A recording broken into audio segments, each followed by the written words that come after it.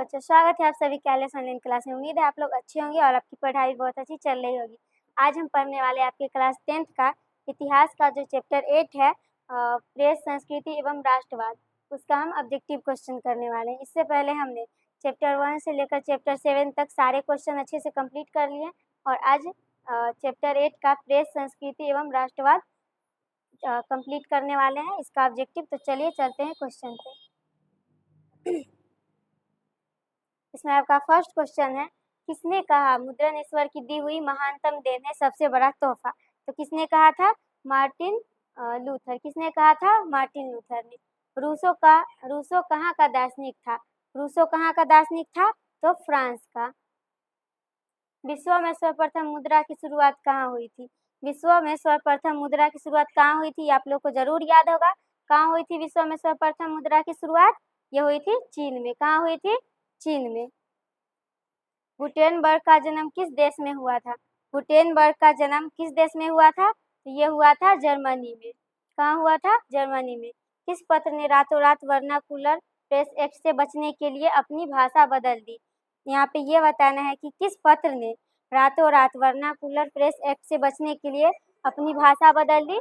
तो अमृत बाजार पत्रिका। किस पत्र ने? अमृत बाजार पत्रिका ने।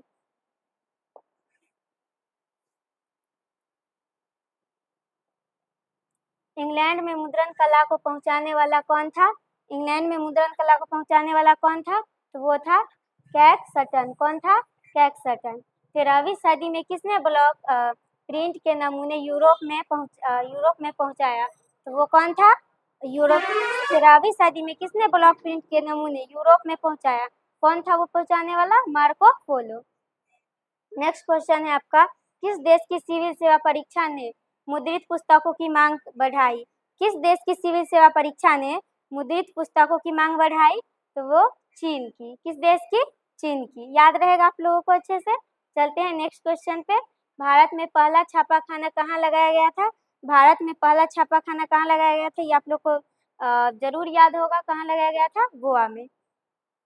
गार्डन सिटी की अवधारणा किसने विकसित किया? गार्डन सिटी की अवधारणा है वो किसने विकसित की? तो ये की एवेजेनर हवर्ड ने। किसने की?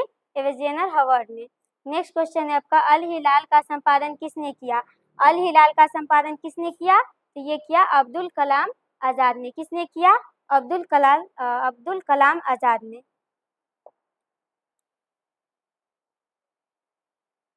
भारतीय समाचार पत्रों के मुक्तिदाता कहा जाता है?